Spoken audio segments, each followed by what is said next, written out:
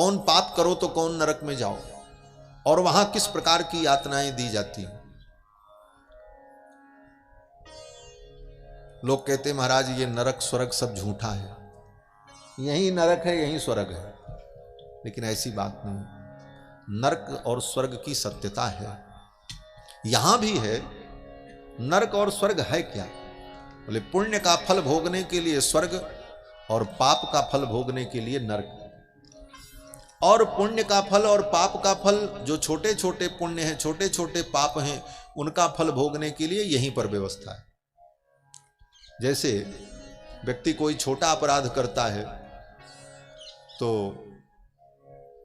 धारा 151 लगती है, तो क्या होता है? बोले सीधे सीधे थाने से ही जमानत हो जाती है, निजी मुचलका भर करके आप वहीं से छूट के चले आओ। लेकिन कोई बड़ी धारा लग गई, बोले तब जेल ही जाना पड़े, फिर तो हाई कोर्ट से ही जमानत होगी। उसी प्रकार जो छोटे छोटे पाप हैं उन पापों का फल तो यही जीव भोग लेता है, लेकिन जो बड़े बड़े पाप हैं उन पापों का फल यहां भोगना संभव नहीं। इसलिए उन पापों का फल भोगने के लिए जीव को नरक में जाना पड़ता है। क्यों? बोले यहां वो व्यवस्था नहीं हो सकती। क्यों? बोले जैसे किसी व्यक्ति ने एक व्यक्ति की हत्या की, तो उसको यहां का न्यायालय क्या दंड देगा? बोले ज्यादा से ज्यादा दंड देगा तो मृत्यु का दंड देगा। बोले फांसी चढ़ा दो, आजीवन कारावास चाहे मृत्युदंड। और जिसने 50 व्यक्ति की हत्या की, 100 व्यक्ति की हत्या की, बम विस्फोट कर दिया, हजारों मर गए, उस व्यक्ति को इस देश का न्यायालय, इस पृथ्वी के किसी भी देश का कोई कानून क्या दंड देगा? बोले यही दंड देगा, फांसी चढ़ा दो, इससे ज्यादा क्या कर सकते। तो जिस व्यक्ति ने 500 व्यक्ति को मारा उसको भी फांसी, और जिसने 5 व्यक्ति को मारा उसको भी फांसी, और जिसने 1 को मारा उसको भी फांसी। तो दंड बराबर कहां हुआ? ये दंड तो दंड नहीं हुआ। उचित दंड तो यह है कि जिसने 500 व्यक्ति की हत्या की उसका पाप ज्यादा है, उसको ज्यादा दंड मिलना चाहिए। और अधिकतम दंड आप मृत्यु दंड ही दे सकते हैं, उससे ज्यादा दे नहीं सकते। क्यों? बोले एक ही बार में आदमी मर जाएगा, दोबारा मारने लायक रहेगा नहीं। तो फिर उसके अन्य पापों का प्रायश्चित्त कैसे होगा?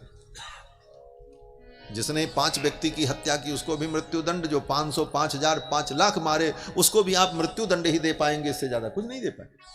तो ये न्याय नहीं हुआ। न्याय तो यह है कि जिसने 50 व्यक्ति की हत्या की उसको 50 बार मरने के बराबर कष्ट हो, तब उसके पाप का प्रायश्चित्त हो। बोले ये व्यवस्था मृत्युलोक में संभव नहीं, इसीलिए भगवान ने नरक बनाया है। वहां ले जाकर के उसको उतना ही दंड दिया जाएगा, और जब तक उसके पापों का प्रायश्चित्त नहीं हो जाएगा तब तक उसे दंड देते रहेंगे। वहां व्यक्ति मरेगा नहीं। क्यों? बोले यहां के शरीर की एक सीमा है, यहां के शरीर की एक सीमा है। यहां सीमा से ज्यादा आप सुख नहीं भोग सकते, सीमा से ज्यादा आप दुख नहीं भोग सकते। इस शरीर से इसकी एक निश्चित सीमा है। इस शरीर से ज्यादा सुख भोगोगे संभव नहीं है। सीमा से ज्यादा सुख नहीं भोग सकते, शरीर सहन नहीं करेगा। और सीमा से ज्यादा दुख नहीं भोग सकते, शरीर सहन नहीं करेगा। अत्यधिक पीड़ा होगी तो व्यक्ति मर जाएगा। और बहुत ज्यादा सुख मिल जाए, बोले इच्छा तो बहुत है महाराज खूब खाएं रबड़ी, 1 किलो रबड़ी खा गए लेकिन अभी मन नहीं भरा, बोले और खा लो 2 किलो। बोले तब तो मरिए जाओगे, कुछ ना कुछ अनर्थ हो जाएगा। सुख भोग नहीं सकते, इच्छा तो रहेगी लेकिन शरीर की एक सीमा है। इसलिए अत्यधिक सुख भोगने के लिए स्वर्ग और अत्यधिक दुख भोगने के लिए नरक, और दोनों जगह पर अलग अलग शरीर प्राप्त होता है, उसको यातना शरीर कहते हैं। स्वर्ग में जो शरीर मिलता है सुख भोगने के लिए वो देव विग्रह, देव शरीर होता है, देव शरीर से सुख भोगते हैं। और नरक में जाकर के जो दुख भोगते हैं उसका नाम यातना शरीर है। वो यातना भोगने के लिए स्पेशल शरीर परमात्मा के द्वारा दिया जाता है, और उस शरीर की विशेषता होती है कि उसको चाहे काटो चाहे तोड़ो प्राण नहीं निकलेगा, दुख होगा। क्यों? बोले दुख भोगने के लिए ही मिला है। मर गया तो दुख कहां से भोगेगा?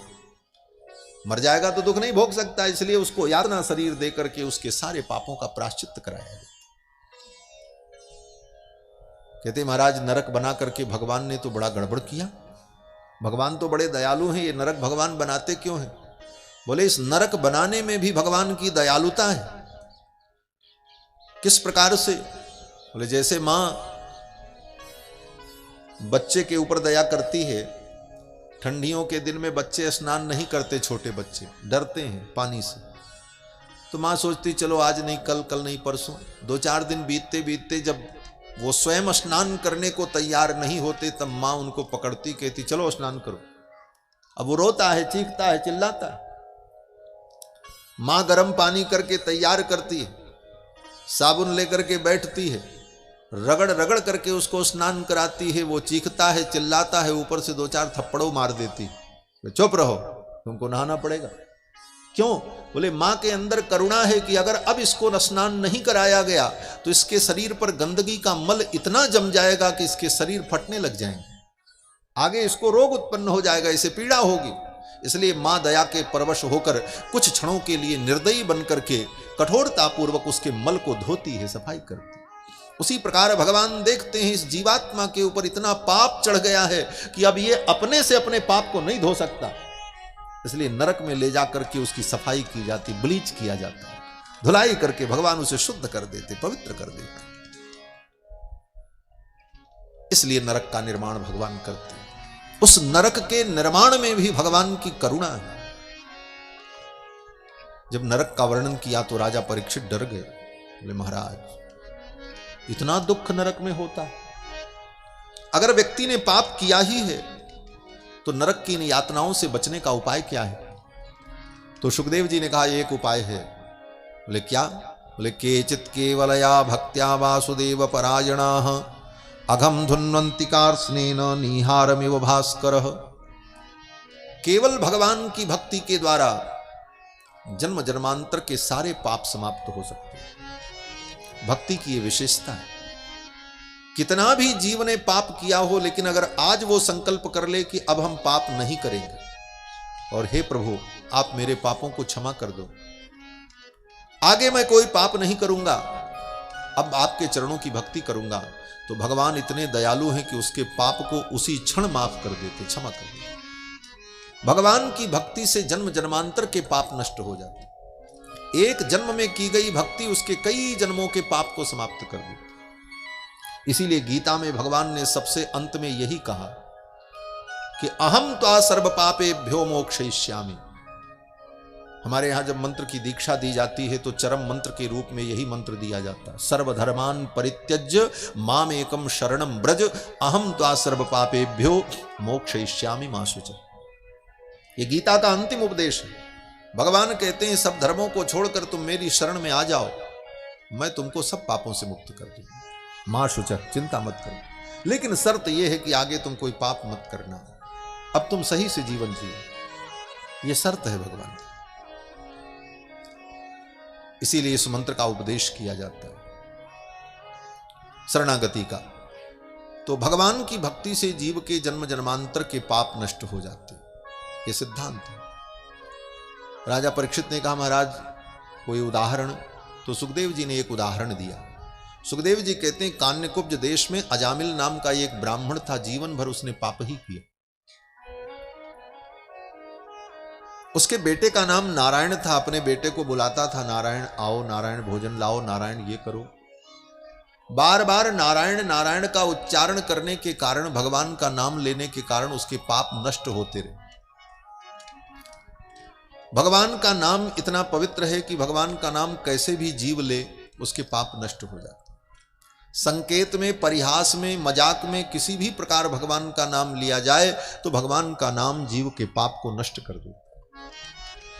अजामिल नहीं जानता था, वो तो सोचता था हम अपने बेटे को बुला रहे हैं, नारायण इधर आओ, नारायण ये करो।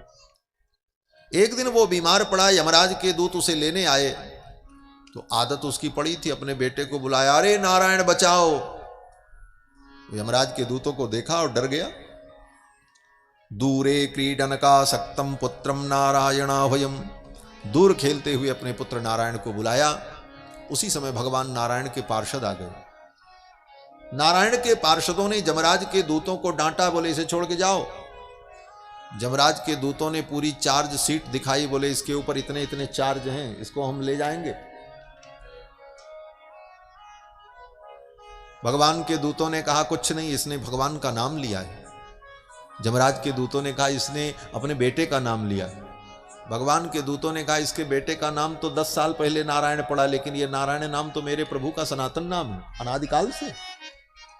और भगवान के नाम की महिमा है, जीव कैसे भी भगवान का नाम ले उसका कल्याण होता है। अरे इतना ही नहीं, भगवान का नाम अगर सीधा ले तो कल्याण होता ही है, उल्टा भी ले तो कल्याण होता है। वाल्मीकि जी थे, उनको सप्तर्षियों ने कहा राम राम कहो तुम्हारा कल्याण होगा। तो वाल्मीकि ने कहा हम नहीं कह सकते। बोले क्यों? बोले हम तो जीवन भर मरा मरा किए हैं, सबको मारे हैं, ये हम नहीं कह पाएंगे। तो महर्षियों ने कहा तो ठीक है तुम मरा मरा ही कहो। महर्षियों ने सोचा मरा का उल्टा तो राम ही होता है, बार बार मरा मरा मरा मरा कहेगा तो राम राम अपने आप ही हो जाएगा। सिखा करके चले गए। महर्षियों ने कहा तुम मरा मरा ही जपो, राम नहीं कह सकते, नारायण नहीं कह सकते, तो मरा मरा ही कहो तुम्हारा कल्याण हो जाएगा। महर्षियों की बात मान ली और वो बैठ गया, कहने लगा मरा मरा मरा मरा मरा मरा मरा। वो मरा मरा 2-3 बार कहने के बाद फिर राम ही राम सुनाई पड़ने लगे। और परिणाम बोले समस्त पापों से मुक्त होकर के ब्रह्मर्षि बन गए महर्षि वाल्मीकि। उल्टा नाम जपत जग जाना, वाल्मीकि भय ब्रह्म समाना। उल्टा नाम जपत जग जाना, वाल्मीकि भय ब्रह्म समाना। वाल्मीकि भय ब्रह्म समाना, वाल्मीकि भय ब्रह्म समाना। उल्टा नाम जप करके वाल्मीकि ब्रह्मर्षि हो गए। तुलसीदास जी महाराज लिखते हैं कि राम बिहाय मरा जपते, राम नहीं जपा मरा जपा। राम बिहाय मरा जपते, बिगड़ी सुधरी कवि को किलहू की। ये भगवान के नाम की महिमा। जब दूत चले गए, जमराज के दूत छोड़ करके चले गए, जाकर के जमराज के सामने अपना कागज पत्र पटक दिया। बोले संभालो अपना, आपन तेज संभारो आप है। जमराज ने कहा क्या कहूँगा? दूतों ने कहा महाराज अब आपकी इस जमपुरी में कोई आने वाला नहीं। बोले क्यों? बोले कोई व्यक्ति अपने बेटे का नाम नारायण रखेगा, कोई गोविंद रखेगा और सब वैकुंठ चले जाएंगे। अब कोई पापी यहाँ आने वाला नहीं, ये विभाग बंद किया जाए, इस विभाग की अब कोई जरूरत नहीं। जमराज समझ गए, जमराज स्वयं भगवान के परम भक्त हैं, उनका नाम है धर्मराज, सबका नियमन करते हैं, इसलिए उनका नाम यमराज है। यमयति नियमयति, जो सबको नियम में बांध करके रखते हैं, इसलिए उनका नाम यमराज है। वो स्वयं भगवान के परम भक्त हैं। उन्होंने कहा देखो ये भगवान की भक्ति की महिमा है, भगवान नाम की महिमा है, तुम नहीं समझ सकते, इसलिए तुम तो केवल इतना ही समझो कि किसी भी जीव को जब पकड़ने जाओ तो सावधानी रखना। दूतों ने कहा क्या सावधानी? तो जमराज ने अपने दूतों को सिखाया कि जिह्वा न वक्तृ भगवत गुण नाम धेयम, जिसकी जीभ कभी भगवान का गुणानुवाद न करती हो। जिह्वा न वक्तृ भगवत गुण नाम धेयम, जिसकी जीभ कभी भगवान का नामोच्चारण न करती हो।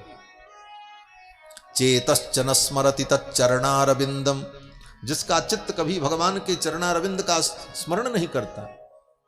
कृष्णाय नो नमति यच्छिर एकदापि, जिसका सिर कभी भी एक बार भी भगवान कृष्ण के चरणों में नहीं झुकता। तानान यध्व, ऐसे आदमियों को पकड़ के ले आना। और जो गोविंद के चरणों में प्रणाम करता हो, जो गोविंद की कथा सुनता हो, जो भगवान का नामोच्चारण करता हो, उसे तुम पकड़ करके मत ले आना, उसके स्वामी तो भगवान है। ये यमराज ने अपने दूतों को उपदेश किया है। इसके बाद भी अगर कोई प्राणी नरक में जाए तो अब उससे बड़ा भागा कौन होगा? भगवान का नाम, भगवान की कथा, भगवान का गुणानुवाद, इतने साधनों के होने के बाद भी पाप के कारण व्यक्ति को नरक जाना पड़े, और वो भी भगवान का नाम लेने में कौन मेहनत लगती है? जीभ आपकी अपनी है, किसी से उधार लेने की जरूरत नहीं, किराए पे लेने की जरूरत नहीं, जीभ अपने पास है। भगवान का नाम लेने के लिए किसी को पैसा भी देने की जरूरत नहीं, न उसमें कोई विधि है कि नहा करके लेना है, कि खा करके लेना है, कि व्रत करके लेना। कैसे भी भगवान का नाम लो, सोते बैठते उठते नहाते धोते जब याद आ जाए श्री कृष्ण गोविंद हरे मुरारे, हे नाथ नारायण वासुदेव। इसके बाद भी हम दिन भर दुनिया के प्रपंच की बातें करते हैं, लेकिन 10 बार प्रेम से भगवान का नाम नहीं ले पाते। ये दुर्भाग्य ही तो। अजामिल को ज्ञान हो गया, जमराज के दूत तो चले गए, भगवान के दूत भी उसे छोड़ करके चले गए। इस दृश्य को अजामिल ने देखा। अजामिल ने सोचा, अरे मैंने अपने बेटे नारायण को बुलाया तो भगवान के पार्षद आ गए, अगर मैं प्रेम से भगवान के नाम का उच्चारण करता तो भगवान की मेरे ऊपर कितनी कृपा होती। उसको वैराग्य हो गया। उसी दिन उसने संकल्प कर लिया, मैं कोई पाप कर्म नहीं करूंगा। और बद्रीनाथ धाम में जाकर खूब भगवान के नाम का जप किया। और इसी जन्म में पूरा जीवन तो पाप ही किया था। जीवन के अंतिम उत्तरार्ध में, जीवन के समापन के अवसर पर कुछ दिनों तक भगवान के नाम का जप किया और जन्म जन्मांतर के उसके सारे पाप समाप्त हो गए। और मरने के बाद उसे वैकुंठ की प्राप्ति हो गई, नरक की यातना से वो बच गया। इस कथा का यही सार है कि भगवान के नाम का खूब जप करो। और भगवान का कोई नाम छोटा नहीं, कोई बड़ा नहीं, सब नाम बराबर है। चाहे कृष्ण कहो, चाहे गोविंद कहो, चाहे राम कहो, चाहे नरसिंह कहो, भगवान के सभी नाम बराबर हैं। कोई नाम छोटा नहीं।